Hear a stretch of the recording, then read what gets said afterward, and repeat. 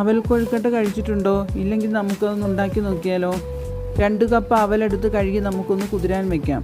10 minute കൊണ്ട് അത് കുതിർന്ന് കിട്ടും. വളരെ പെട്ടെന്ന് നമുക്കിത് ഉണ്ടാക്കിയും എടുക്കാം. ഒരു പാൻ അടുപ്പത്ത് വെച്ച് വെളിച്ചെണ്ണ ഒഴിച്ചു കൊടുക്കാം. അതിലേക്ക് കടുക് ഇട്ട് കൊടുക്കാം. കടുക് പൊട്ടുമ്പോൾ നമുക്ക് ഉഴുന്നുപരിപ്പ് ചേർക്കാം. അതിലേക്ക് തന്നെ കടലപ്പരിപ്പും ചേർത്ത് കൊടുക്കാം.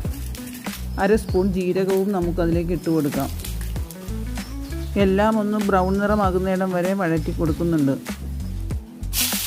ഈ സമയം അരിഞ്ഞു വച്ചിരിക്കുന്ന സവാള ചേർത്ത് കൊടുക്കാം. 2 ചെറിയ സൈസിലുള്ള സവാള ചേർത്ത് കൊടുത്തിട്ടുണ്ട്. കുറച്ച് ചില്ലി ഫ്ലേക്സും ചേർത്ത് കൊടുക്കാം.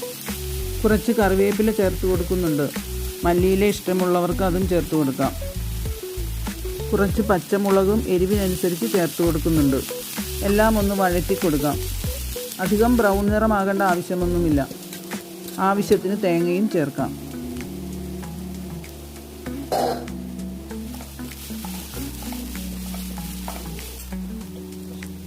കുറച്ച് ഉപ്പ് മാത്രം ആദ്യം ചേർത്ത് കൊടുക്കുക. 2 പിഞ്ച് കായപ്പൊടിയും ചേർത്ത് കൊടുക്കാം.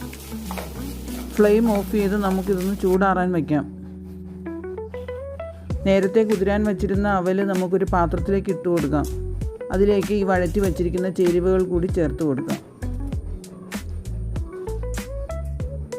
ഇനി ഇതെല്ലാം കൂടെ ഒന്ന് കുഴച്ചെടുക്കണം. വെള്ളം കൂടുതലൊന്നും ചേർക്കേണ്ട ആവശ്യമില്ല. അവൽ കുതിർന്ന വെള്ളം മാത്രം മതി ഇത് കുഴച്ചെടുക്കാൻ. നന്നായി ഒന്ന് തിരുമ്മി കുഴച്ചെടുക്കണമെന്ന് മാത്രമേ ഉള്ളൂ. അതിനുശേഷം അത് നല്ല ബലമായി ഒന്ന് ഉരുട്ടിയെടുക്കുക.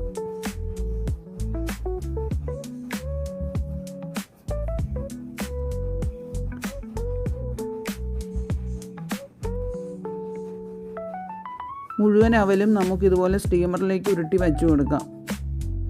10 മിനിറ്റ് കൊണ്ട് അവൽ കൊഴുക്കട്ട റെഡിയാവും കേട്ടോ.